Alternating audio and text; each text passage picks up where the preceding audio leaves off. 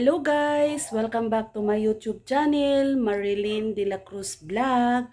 So for today's video guys, ay magluluto tayo ng simpleng tanghalian lang ito guys. So mayroon akong nakahanda at ipakita ko sa inyo kung ano po itong aking lulutuin ngayon guys. Madali lang ito guys, napakasarap.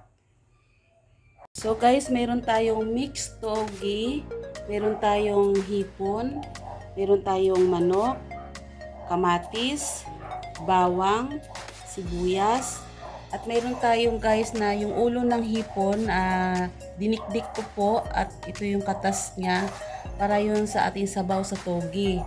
Tapos mayroon tayong crispy fry garlic para naman ito sa hipon. Mayroon tayo ditong seasoning, magic sarap.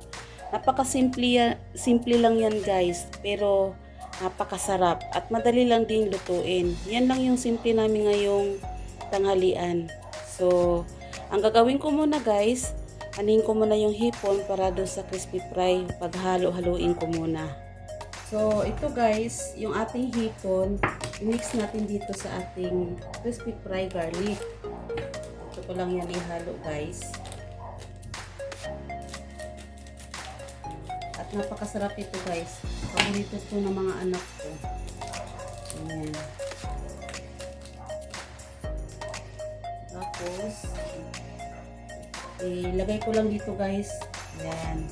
Ayan lang. Ayan na siya kadali. Tapos, halo-haloin lang para ma-mix po yung ating garlic flavor. Masarap to guys, yung garlic flavor. Ito yung gustong-gusto ng mga anak ko.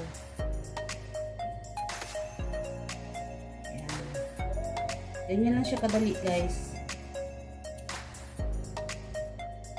Ayan. So ngayon guys, unahin natin yung ating bawang.